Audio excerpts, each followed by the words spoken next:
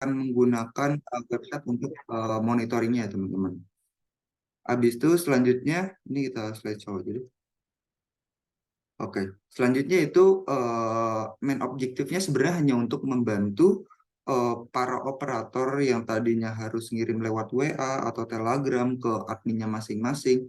Ini nggak usah lewat seperti itu. Jadi semua trackingnya akan lebih gampang melalui aplikasi website monitoringnya aja teman-teman.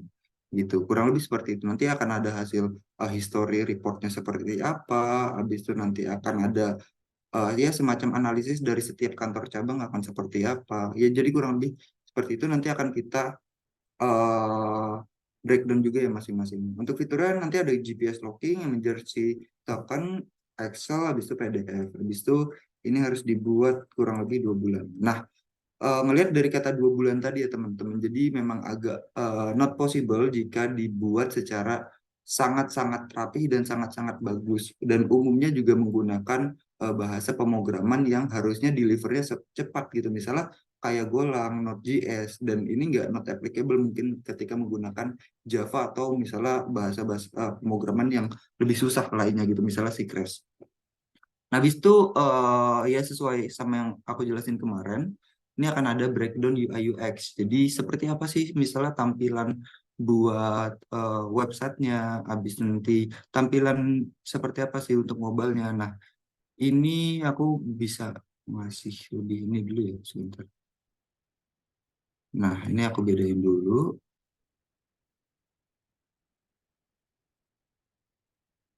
Nah, nah ini contohnya teman-teman. Jadi seperti yang aku bilang kemarin, sebelum mulai proses flow atau misalnya technical design atau misalnya coding, teman-teman ya mungkin harus ngebuat dulu deh untuk desainnya akan seperti apa. Oh, kira-kira dashboardnya akan seperti ini. Kita akan menggunakan mungkin ini select all asset ya. Ini select all operator. Ini nanti bisa pakai group by. Habis itu ini kalau misalnya ada temuan dan lain-lain. Ini juga ngambil dari historical report laporan gitu misalnya. Nah ini semuanya ditaruh ke sini teman-teman. Misalnya ada lagi nih buat yang uh, op- sorry. Misalnya yang nanti hasil reportnya seperti apa sih? Ini misalnya get ID by report gitu. Get report by ID, sorry. Habis itu misalnya kalau di sini buat usernya seperti apa kayak gitu. Nanti ada buat ATM-nya seperti apa. Jadi ya hanya sebenarnya hanya CRUD biasa ya teman-teman. Kalau teman-teman udah sering dengar CRUD create, read, update, and delete aja gitu teman-teman. Kalau misalnya mobile seperti apa sih Kak? Nah jadi ya udah cuma seperti ini aja ada login. Oh nanti halaman dashboardnya kita nggak usah pakai, kita nggak usah yang expert banget. Kita cuma cari aja langsung ada ATM-nya. Nanti biar operator juga lebih gampang gitu untuk ngisi ATM-nya. Jadi udah nanti kalau udah dari sini kita akan menuju halaman upload. Salah ambil gambar, habis itu upload, habis itu ya udah gitu. Nanti kalau misalnya ini hasilnya akan seperti ini. Ya kurang lebih seperti itu teman-teman di desain sangat-sangat mungkin ini nggak detail ya karena ya keterbatasan tim dan juga memang kita bakal banyak banget perubahan selama development juga gitu karena kita harus tektokan langsung ke klien. Jadi intinya kurang lebih seperti itu ya untuk pendalaman UI UX. Yang penting at least MVP-nya itu udah ada gitu untuk oh aplikasi monitoringnya akan seperti ini intinya. Aplikasi mobile akan seperti ini, oh ini intinya. Udah main fungsinya seperti apa, main fiturnya seperti apa. Ketika itu udah MVP, ya seharusnya itu dicukupkan untuk batas waktu yang singkat gitu. Kemudian kalau misalnya emang teman-teman mau enhance nih aplikasinya, yaitu silakan di luar dari timeline MVP-nya. Kayak gitu. Nah, habis itu aku bakal ngebahas technical design ya. Habis itu hal yang pertama udah pasti karena seperti yang kita bahas kemarin ya teman-teman, ada klien, ada server. Artinya ini adalah kita membutuhkan udah pasti nggak monolitik. Artinya nggak monolitik yaitu cuma satu deploy karena kita harus ngedeploy yang kliennya, which is ini website ya.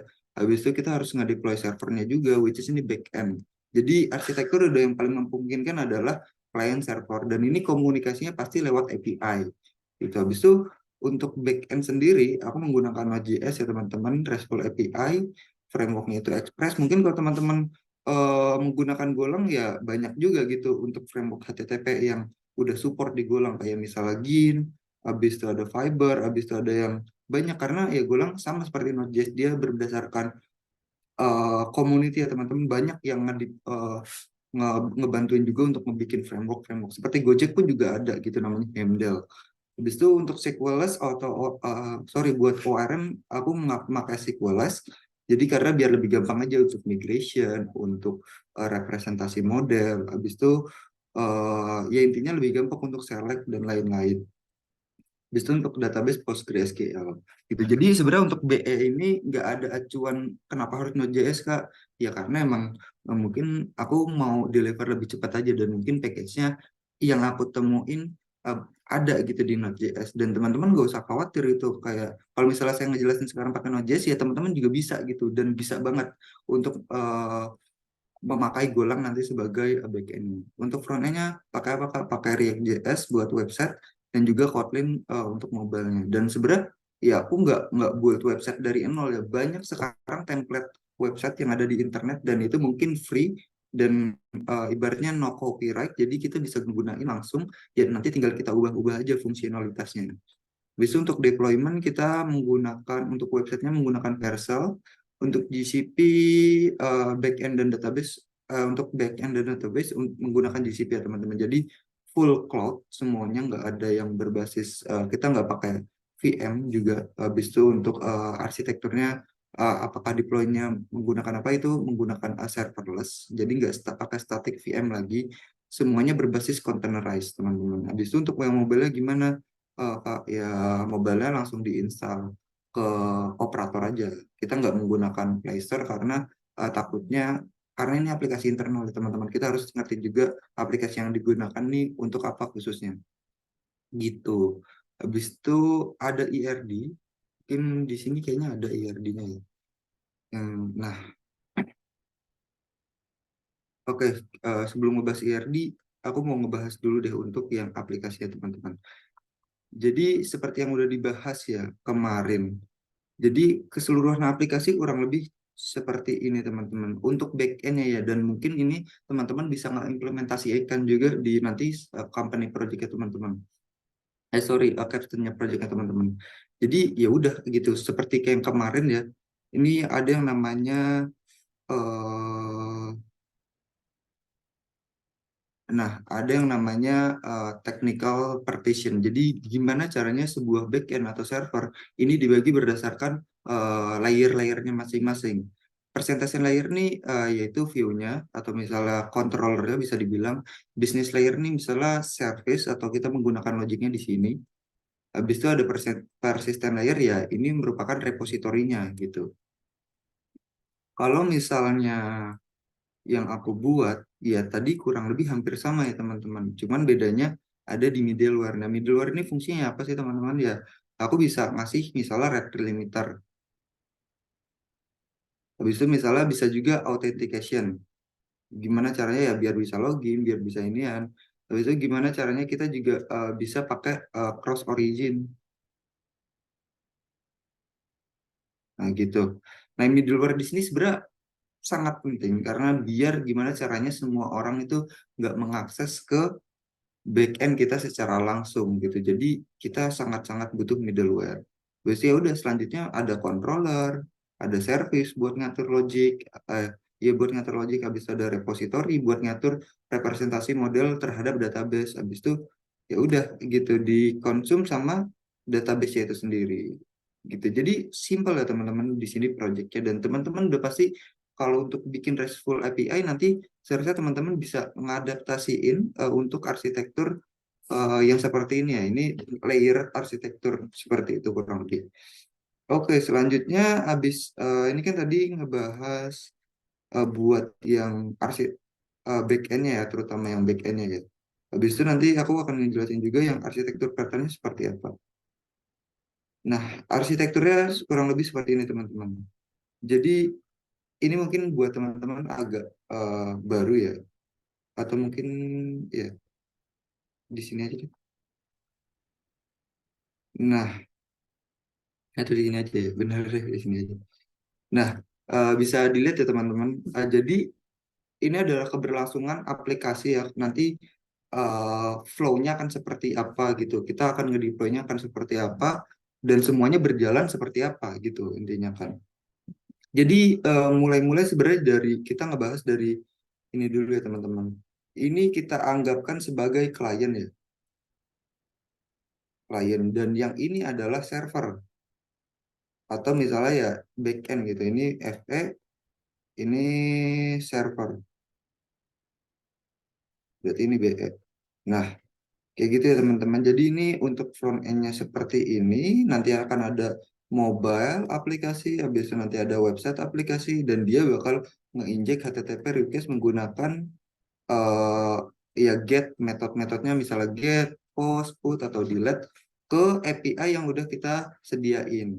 Untuk API-nya seperti apa sistemnya? Jadi sistemnya nanti masuk dulu nih sebagai masuk ke API gateway untuk memverifikasi ya apakah memang ini di request sama front end kita, yaitu website atau mobile, kita bisa gunakan ya misalnya cuma pakai proxy dari mobile-nya, misalnya IP-nya berapa yang di set, habis itu websitenya yang di set IP-nya berapa. Jadi kayak gitu teman-teman.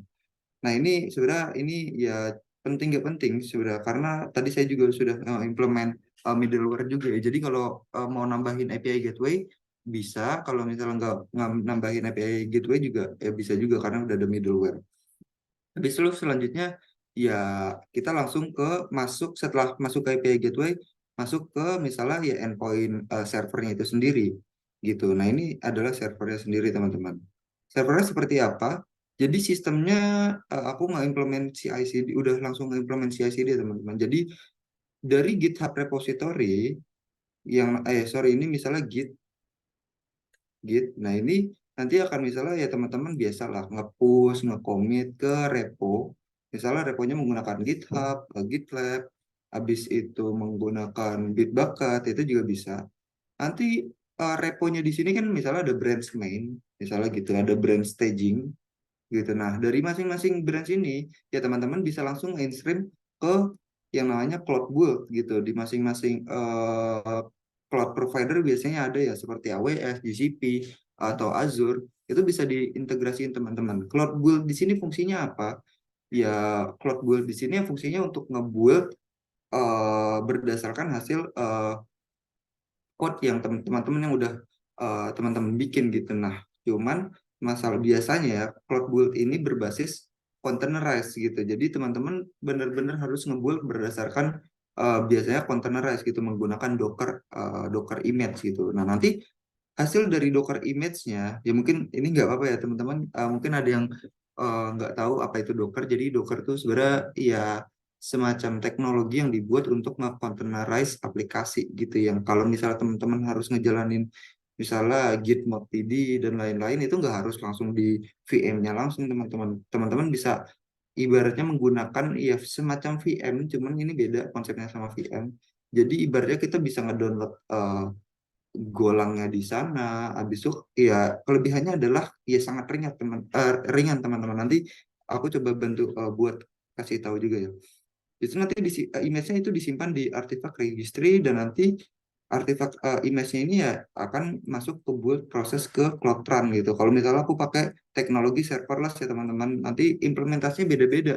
Ketika teman-teman mungkin mau menggunakan static VM, menggunakan Kubernetes, menggunakan ya server yang lainnya itu bisa juga. Yang pasti dari image ini nanti akan dibuild berdasarkan masuk ke Cloud Run. Nah, nanti Cloud Run ini udah jadi entry point biasa teman-teman. Nanti akan ada misalnya slash API, slash product, slash user. Nanti ngambil database-nya yang menggunakan CRUD biasa teman-teman ke DB SQL juga bisa. Habis itu ke DB Object Storage juga bisa. Object Storage itu untuk nyimpen file ya. Jadi bisa nyimpen file gambar, bisa nyimpen file video, ya kurang lebih seperti itu. Habis itu ini ada implementasi lain yang aku tambahin. Misalnya ya bisa juga gitu. Kalau udah cloud tuh udah gampang gitu. Misalnya ada fitur yang namanya PubSub. Biasanya di sini PubSub ini aku jadiin cron job. Cron job itu ya buat mengeksekusi kode berdasarkan waktu yang udah di set gitu. Misalnya ini aku set sehari sekali gitu karena ada beberapa code yang memang harus di cleaning atau database yang harus di cleaning setiap harinya gitu. Jadi aku pakai bantuan job scheduler, habis itu ada pakai Cloud Function gitu sebagai triggernya. Jadi ya keberlangsungan aplikasinya ini udah aku desain secara matang, jadi kurang lebih seperti ini. Jadi nanti untuk implementasinya kita bisa lihat di selanjutnya. Oke, jadi itu ya teman-teman untuk back-end-nya. Kalau untuk FN-nya deployment-nya seperti apa sih teman-teman? Ya, kita misalnya bisa lihat ya di sini. Nah, Vercel ini salah satu aplikasi yang gratis teman-teman. Jadi teman-teman bisa ngeakses, nge-request database gitu. Database-nya berbentuk serverless juga ya. Dia nanti dihitungnya berdasarkan waktu. Habis itu juga bisa ngedeploy front end ya, rata-rata di sini front end karena bisa gratis gitu. Habis itu bisa redirect berdasarkan eh, domain teman-teman juga. Nah, ini contohnya misalnya di sini.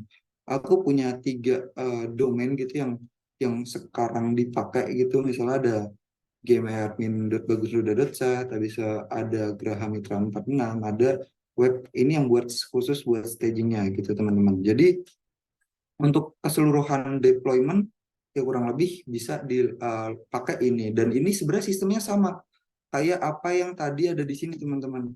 Jadi dari GitHub langsung ngambil ke repo. Nanti biasanya kalau di sini kan menggunakan GCP ya. Ini kita ganti aja pakai misalnya pakai Vercel gitu. Nah, contohnya ada di sini nih. Gitu sama kan gitu sistemnya. Ini misalnya ada ya end user gitu, misalnya orang beneran. Habis itu ini ada GitHub repo, nanti langsung in stream, nanti ada worker build-nya dari Vercel sendiri, nanti udah automatic deploy gitu. Biasanya deploy-nya bisa menggunakan Docker file lagi, containerized, atau enggak ya biasanya pakai ya biasa aja gitu, misalnya Node.js ya Node.js, Golang ya Golang gitu, langsung build otomatis yang memang udah disediain dari providernya. Baru nanti di sini ya jadinya adalah website gitu. Tadi, nah ini proses kurang lebih proses build-nya teman-teman. Jadi setiap apa namanya, setiap ngeproses build itu eh ya langsung langsung dibuat otomatis gitu. Jadi teman-teman nggak usah mindahin static file lagi ke VM atau kemana gitu. Jadi ya proses build-nya akan lebih gampang. Oke, jadi kurang lebih aplikasinya akan seperti itu ya teman-teman. Jadi oh ya ada lagi, tadi IRD belum ya. Oke, kita bahas IRD. Wait. Nah, IRD-nya, nah ini mungkin teman-teman yang bakal nyobain juga ya. IRD ini, sorry ini kelihatan atau enggak ya? Oh, enggak ya. Oke, di sini aja deh.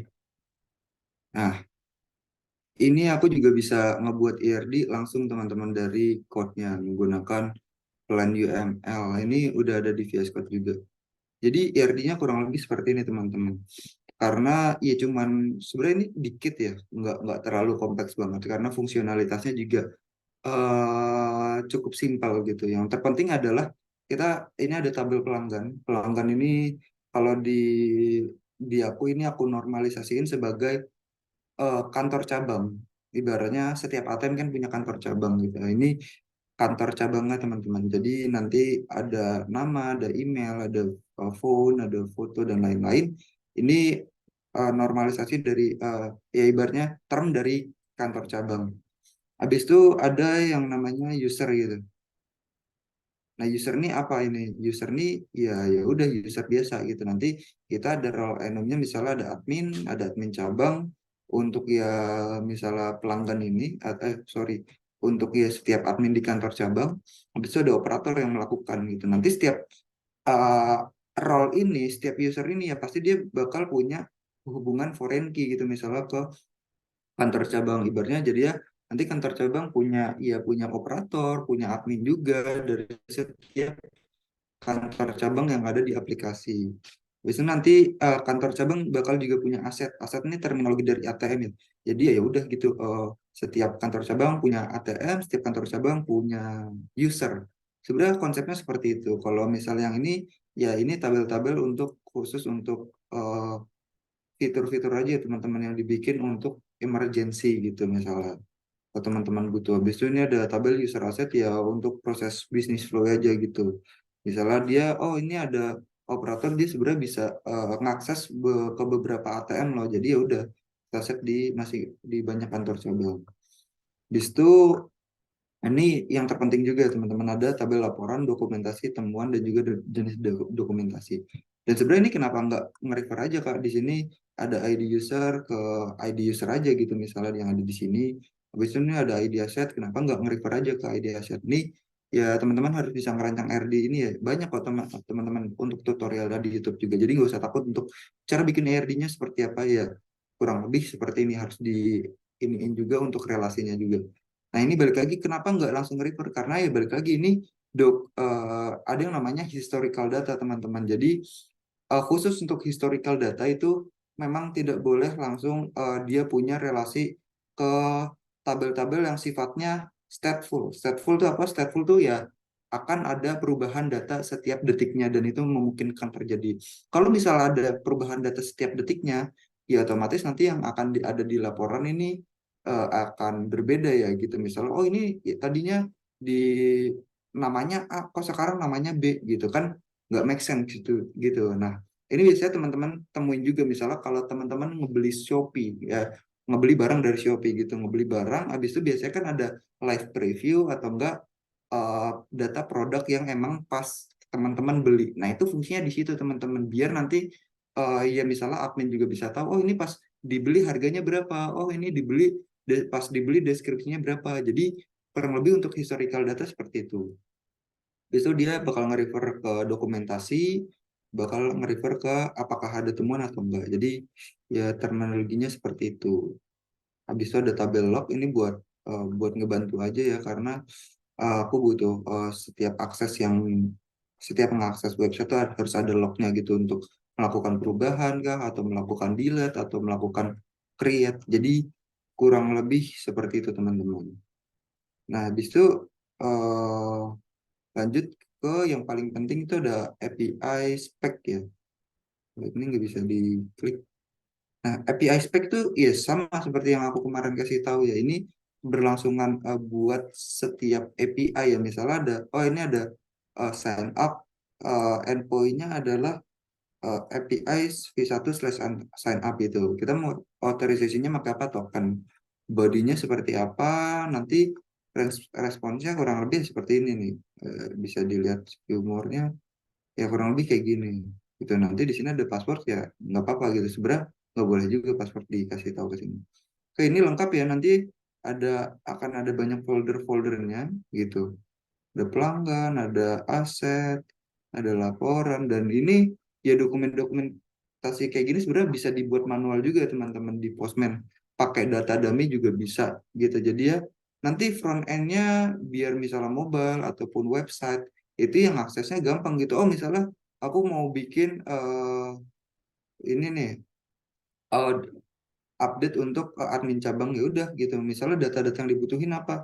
Oh misalnya bodinya seperti ini, ada name, ada file, ada email. Habis itu ya nanti untuk responnya seperti apa? Oh seperti ini. Udah kayak gitu aja cukup teman-teman. Yang penting semuanya lengkap dan API kontrak ini ya dijadikan acuan utama dalam teman-teman membuat aplikasi backend gitu. Nah ini ada salah satu contoh kode ya teman-teman buat yang golang. Sebenarnya ini nggak best practice juga karena ini aku ngerjainnya yang pas itu buru-buru buat interview dagangan ya. Jadi ya kurang lebih sebenarnya sama ya. Kita misalnya di sini ada level controller, ada level model, yang kurang mungkin ada level service sama ya level middleware gitu ya teman-teman. Cuman di sini semuanya aku gabungin gitu, langsung aja gitu.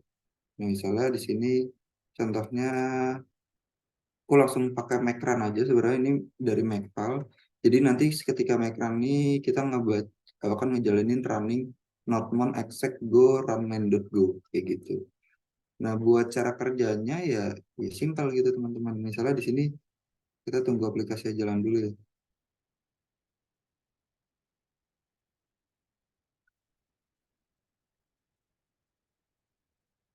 Wih, oke, starting. Oke, sudah berjalan dan ya sebenarnya ini simpel ya teman-teman. Cuma cari udah biasa. Nanti ada indeks. Ini seperti apa indeksnya ya kurang lebih kayak gini. Misalnya, oke, ini misalnya kita, oh ini dilihat udah nggak bisa. Misalnya indeks ya. Wait, misalnya ini domainnya masih pakai domain staging ya. Kita ganti dulu ke localhost. Nah, enaknya pakai Postman gini teman-teman, kita bisa ngatur misalnya domainnya pakai apa, localhost kah, atau misalnya udah mau build on production kayak gitu. Misalnya ini message-nya successfully get index page gitu. Habis itu kita lihat juga misalnya get all-nya seperti apa. Oke, ya udah datanya seperti ini. Misalnya ada data, oke ini cuma data doang. Habis itu ini yang khusus paginate. Misalnya di sini ada data, ada limit, ada page, ada total row gitu ya teman-teman. Oke, itu misalnya get by ID, kita mau ngelihat produk ID ke satu kayak gimana sih, habis itu ID kedua kayak gimana sih, kayak gitu. Oh nggak ketemu ID 2, ID 3 kayak gimana sih, oh, ID 3 kayak gini. Ya udah simple kayak gitu aja teman-teman untuk REST API ya sebenarnya.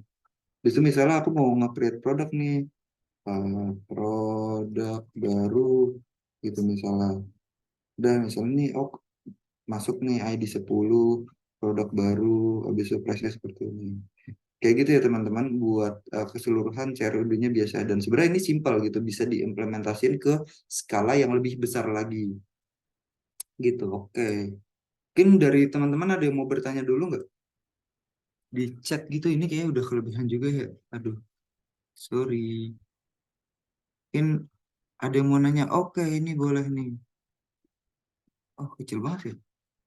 Bentar ya, kita gedein. Halo Kak, kendala apa saja sih yang pernah Kak Bagus alamin selama bertemu klien dan ngebangun dagangan untuk ini? Sebenarnya gini ya teman-teman, banyak hal yang di luar dari yang aku ngasih tahu sekarang. Karena sekarang sebenarnya itu cuman ibaratnya a piece of cake aja dari sebuah software engineer. Untuk nanti ke depannya itu bakal ngalamin banyak banget permasalahan, dan permasalahan ini sebenarnya ini yang bikin seru gitu. Dari kalau aku sebagai software engineer, yang paling bikin seru karena ya kita masuk sesuatu gitu. Kalau untuk masalahnya sebenarnya banyak ya, termasuk ya pasti teman-teman udah ngerasain ya gimana teman-teman sebagai software engineer atau misalnya calon software engineer ngobrol ke non IT gitu kan, mungkin ada rasa oh misalnya kliennya bilang oh saya mau kayak gini cepat, oh kayak gini cepat, ternyata ya bagi teman-teman itu sebuah hal yang susah gitu untuk diimplementasikan, dan bahkan itu nggak mungkin sekelas kayak CTO aja mungkin nggak bisa gitu untuk ngelakuin kayak gitu. Dan itu sebenarnya hal-hal yang aku pernah alamin. Jadi ya kita ngekomunikasiin dengan baik gitu.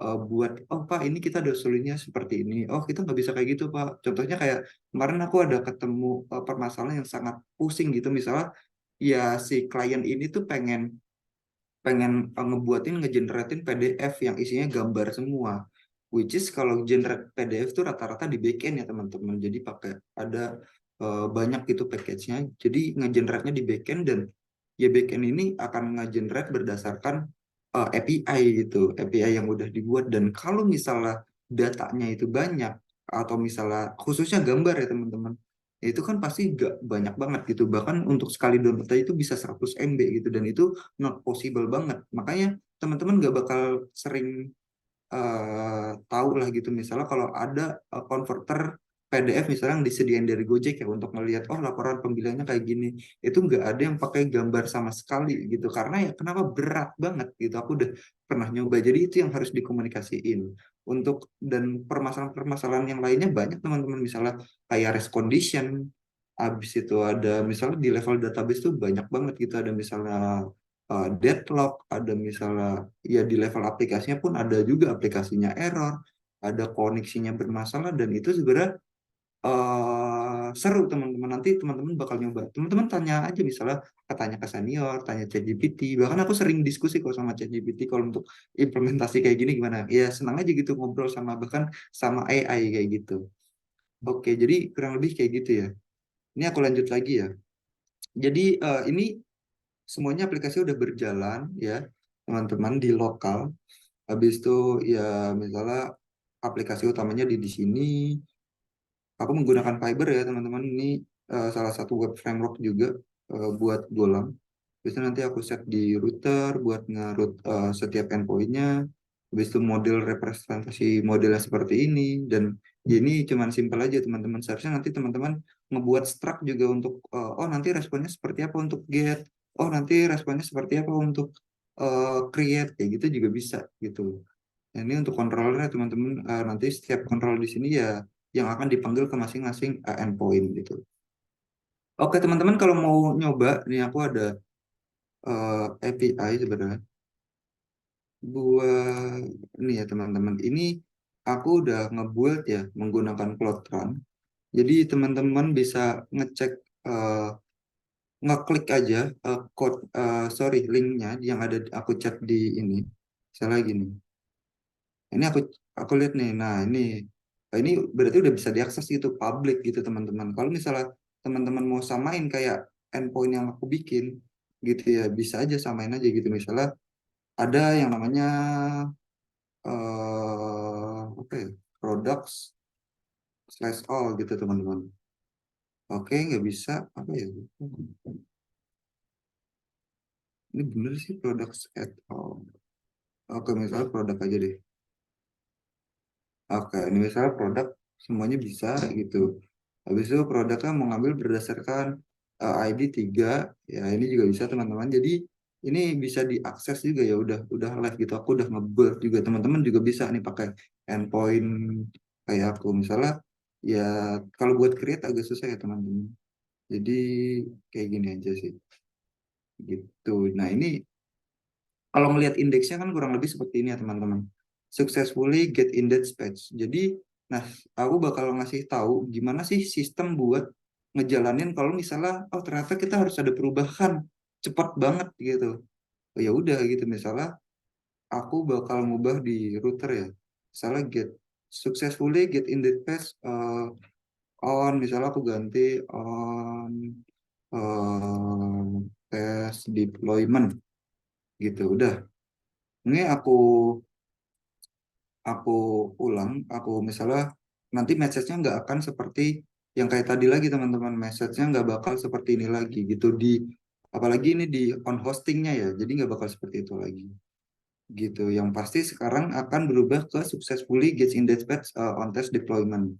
Jadi sistemnya seperti apa teman-teman? Ini yang akan aku ngasih tahu untuk CI/CD-nya seperti apa. Jadi misalnya aku ngecek dulu deh, git status misalnya. Oke, di sini kelihatan nggak ya? Nih, kita lihat aja ya. Git status, misalnya, oh tadi aku ada perubahan di router.go. Git add, git commit, trip m, commit message-nya, test on chain, on deployment, plot run. Oke, git push, origin, main. Nah, ini untuk nge-push ke repository branchments ya teman-teman. Nah, nanti dari sini, amazingly adalah ini akan langsung ngebuild ke cloud aku teman-teman. Ini nanti kita bisa ngeliat ya di sini ya. Misalnya di sini, aku punya service, ini sebenarnya ini udah aku buat juga. Aku punya service yang namanya dagangan bagus Nur Huda gitu. Untuk buildnya, ini sebenarnya udah pernah dibuild juga ya teman-teman untuk sebelumnya. Jadi nanti hasil buildannya akan seperti ini teman-teman. Untuk main, ini misalnya aku build tadi malam ya, hanya sekitar 3 menit. Jadi ketika aku ini nge-push lagi, seharusnya nanti akan ada bulletin yang terbaru. Dan nanti bulletin yang terbaru akan menghasilkan revisi aplikasi backend kita yang paling terbaru, teman-teman. Oke, kita push ya, kita coba push. Oke. Nah, kita cek di sini, kita refresh.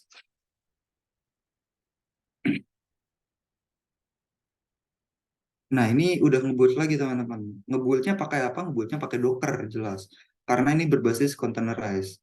Docker itu sebenarnya simpel gitu. Jadinya ya teman-teman hanya ngepindahin aja kalau misalnya tadinya ngebuildnya kan di lokal komputer ya. Ngebuildnya sekarang dipindahin ke containerized Docker aja gitu teman-teman. Bisa banyak cari referensi code-nya di Google, di YouTube juga banyak. Sebenarnya untuk code-nya hanya seperti ini teman-teman.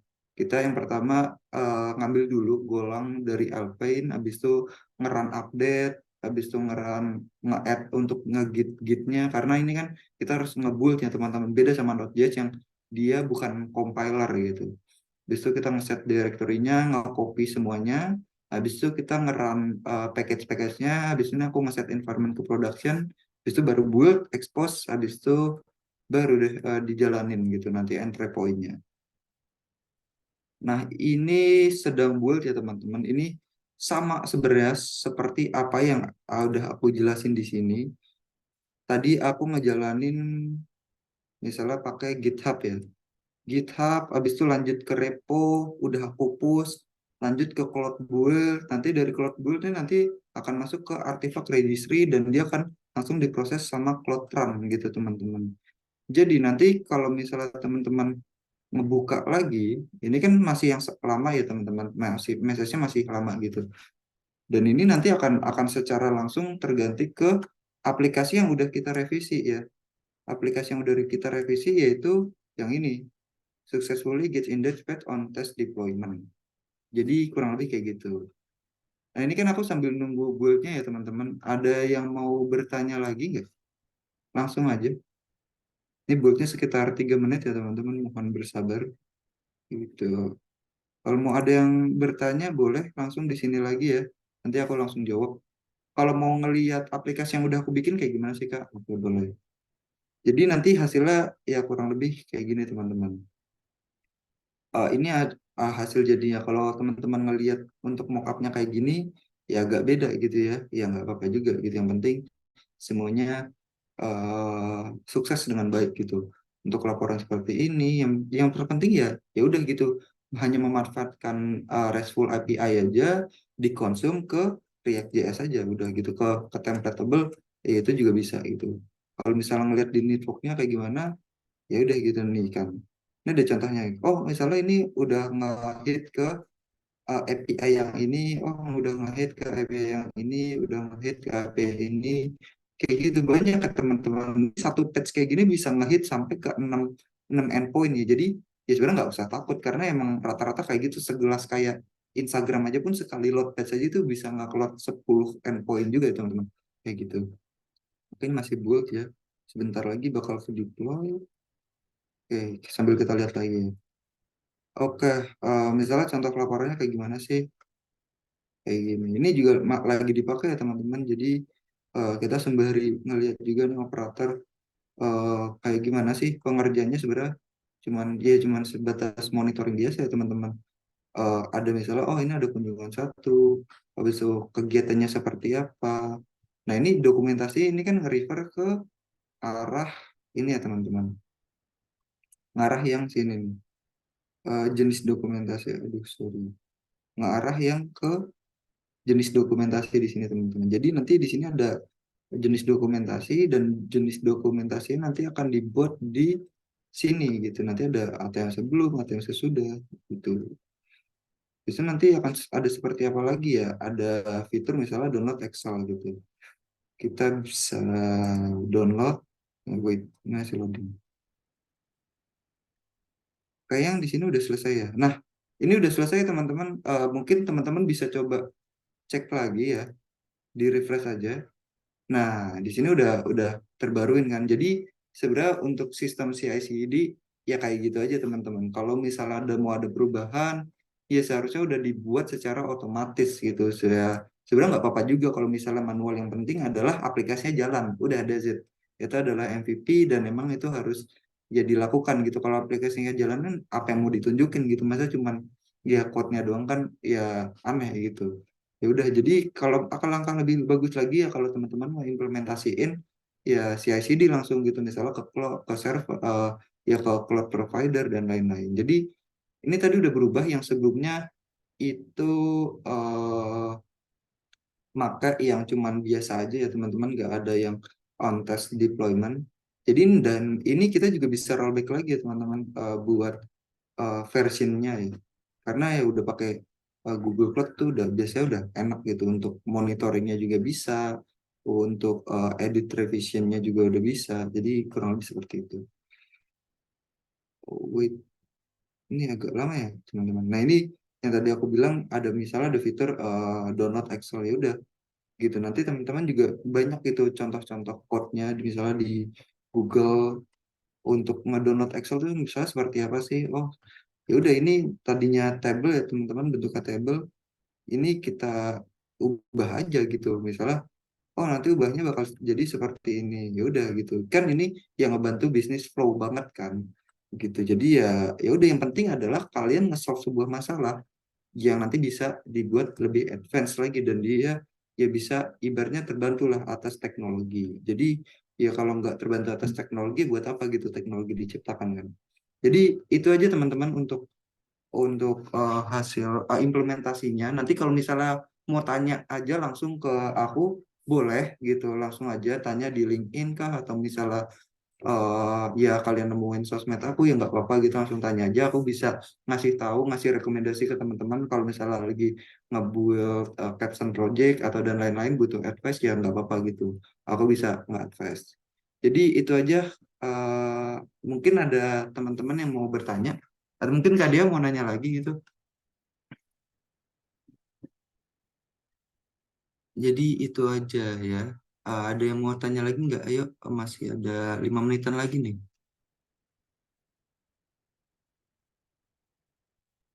Kalau dari saya sudah cukup ya. Mungkin dari teman-teman semua ada yang mau bertanya, boleh Oke, ini ada banget. lagi nih. Oke, mungkin kalau untuk presensi nanti minta tolong ke Mas Halim saja ya. Jadi nanti Mas Halim yang akan mengkonfirmasi presensi tersebut. Di sini sudah ada Mas Halim. Tolong Mas Halim ya, tolong kirimkan presensinya Mas Halim. Oke, dari Oke, aku ini sudah sih Kak, bagus. oke. Ini ada Mungkin pertanyaan lagi nih Kak kayaknya. apa tuh boleh? BTW ini share screen aku masih kelihatan kan ya? Masih. Oke. Ini Kak, gimana cara mengatasi keamanan yang kompleks seperti serangan cyber dan melindungi data dalam aplikasi? Sebenarnya simple teman-teman. Ya cuman diprotek berdasarkan gerbang aja. Sebenarnya itu udah cukup ya teman-teman. Nggak ada yang nggak ada yang bisa banget gitu sampai 100% aman. Apalagi aku juga jujur ya, aku sampai curious banget, sampai takut banget gitu terkait masalah keamanan. Karena kenapa? Ya apalagi bukan masalah keamanan juga yang harus kita perhatiin, yaitu eh, masalah apa ya? Ibaratnya orang bilang ada yang namanya ya hacker iseng gitu. Hacker iseng tuh kayak gimana? Misalnya ya udah, hacker iseng tuh biasanya kayak gini nih. Dia bakal ngelot kayak gini aja teman-teman, berkali-kali bahkan sampai 1 juta request per detik, itu pun possible banget gitu. Dan ini kan pasti ya ibaratnya server kita kan bakal hancur juga ya teman. Eh, jadi ya sebenarnya itu pun salah satu serangan juga teman-teman. Jadi ya ibaratnya itu harus di-prevent juga, salah satunya red limiter. Nah, cuman kalau serangan cyber seperti apa? Ngaruh ya Kak. Wah, ngaruh banget itu. Misalnya contohnya gini, ya teman-teman ibaratnya eh, punya VM yang sebenarnya cuman bisa, contohnya gini ya, eh, teman-teman cuman punya misalnya server, cuman bisa ngakses 100 request per detik gitu. Dan seharusnya ya misalnya website kalian cuma ngakses 10 per second per detik, misalnya mobile kalian cuma ngakses 10 second per detik gitu. Udah ini oke kan, masih ada sisa 80 lagi kan.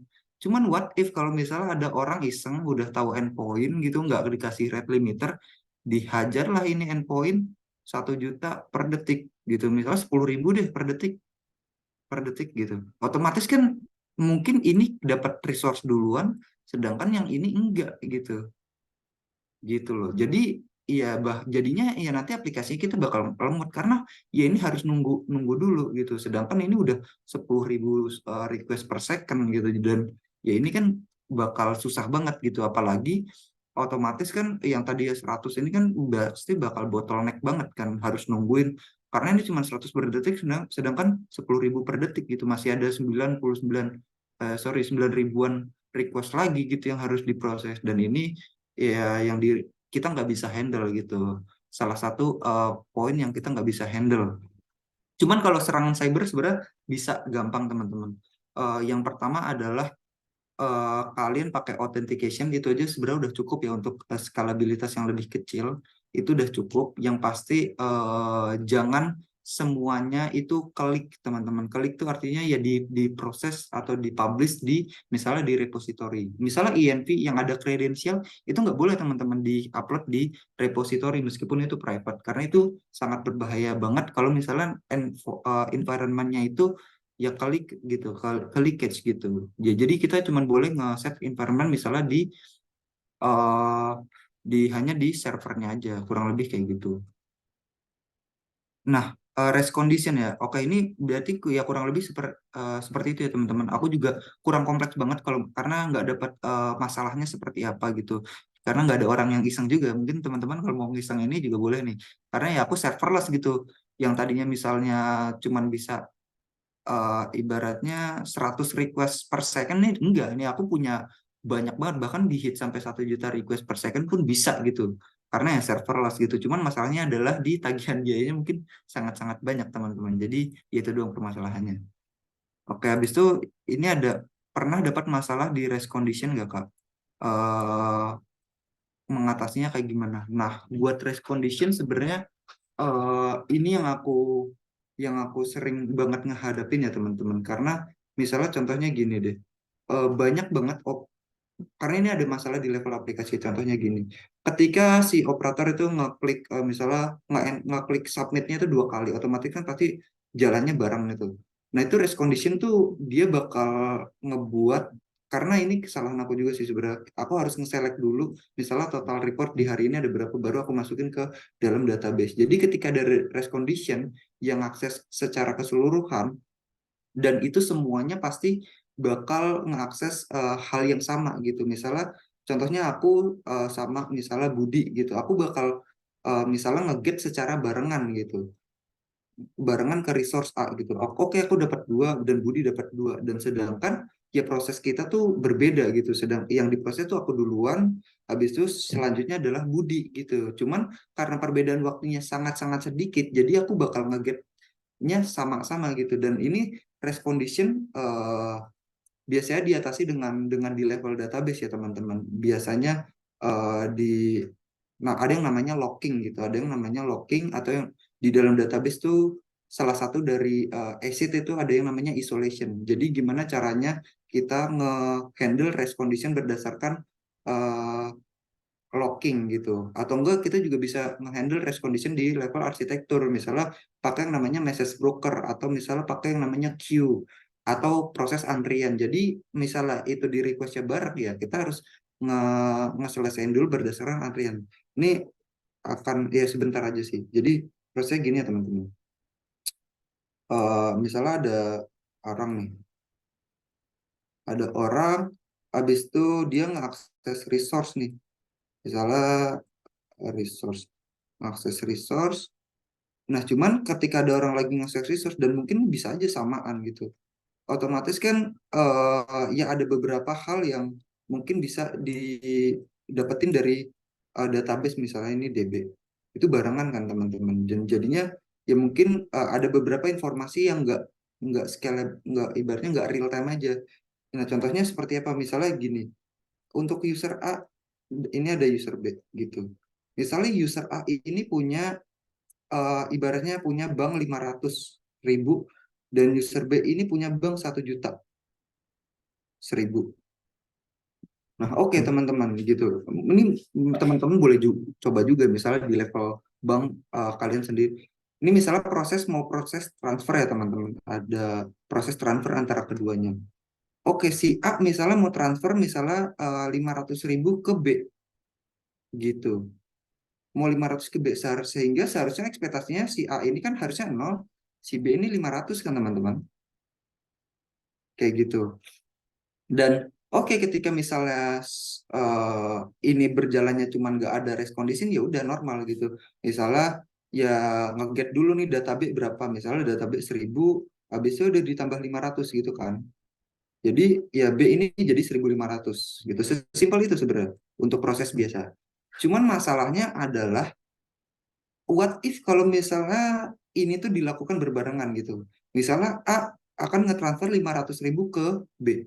B juga ngetransfer 1 juta ke A gitu. Otomatis kan seharusnya ya si B ini ekspektasinya harusnya dapatnya cuma 500, si A ini dapatnya 1.000 kan, karena dia ditransfer 1 juta dari si B gitu. Nah ini terjadi secara barengan teman-teman. Kalau misalnya ini nggak ditaruh ibaratnya nggak di locking di level database untuk menghindari race condition, jadinya akan seperti ini teman-teman. Misalnya di A nih, A bakal nge-get dulu nih, oh si B punya punya punya berapa sih di rekening dia, oh misalnya ada 1.000, oh ya udah misalnya si A transfer 500, berarti 1000 ditambah 500 sama yang kata tadi. Otomatis si B ini bukan dapat 500. Si B ini jadinya 1500 gitu. Sama ketika B mau nge-transfer A, karena kondisinya bareng dan ini belum ditransfer gitu, masih di get, B ngelihat A punya saldo berapa sih? Oh, A punya saldo 500. Gitu. Habis itu, oh ya udah karena punya saldo 500, kita tambahin dong 1000 gitu. Jadinya 1000 tambah. Ya udah jadi ujung-ujungnya adalah si A jadi 1500 dan si B jadi 1500 juga gitu. Kan ini kan ya nggak make sense gitu. Padahal mereka totalnya aja cuma ada 1500, kok bisa gitu. Jadi 1500 sama 1500. Nah, ini yang dinamakan race condition. Artinya semua resource atau misal resource dari A sama resource dari B ini juga ibaratnya mengakses resource yang sama. Gitu, sama-sama nge-get, sama-sama nge-update gitu. Cuman kalau di handle-nya gimana biasanya pakai select for update gitu. Ada yang namanya select for update. Jadi ketika select for update, misalnya A nge-transfer duluan, ya udah si B ini nggak bisa nge-get apa-apa dari A sampai si A ini udah berhasil proses transfernya atau nge-commit, biasanya si A ini saldonya 0. Sedangkan si B 1500 gitu. Nah, udah baru proses selanjutnya adalah si B yang punya 1500 nge-transfer 1000 gitu. Jadi ya si A punya 1000, si B jadi 500. Jadi itu ya buat race condition nge-handle-nya kurang lebih seperti itu. Oke, itu aja ya. Nanti kalau ada pertanyaan lanjutan langsung aja ke LinkedIn aku boleh atau ke sosial media aku pribadi juga boleh. Itu aja ya Mas Deo, aku serahin ke Mas Deo. Balik Terima lagi. kasih, Thank Mas you. Bagus. Keren banget teman-teman. Kasih thumbs up dulu ya teman-teman ya. Luar biasa.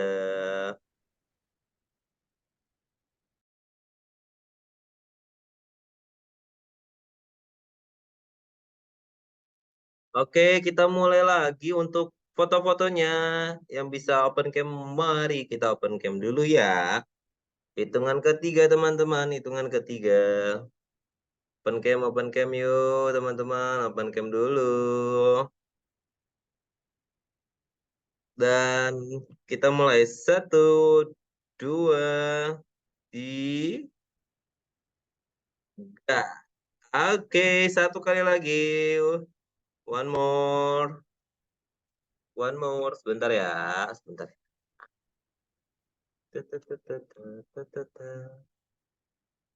Satu kali lagi ya. Satu kali lagi. Hitungan ketiga. 1, 2, 3. Let's go. Terima kasih Mas Bagus yang sudah meluangkan waktunya pada siang hari ini.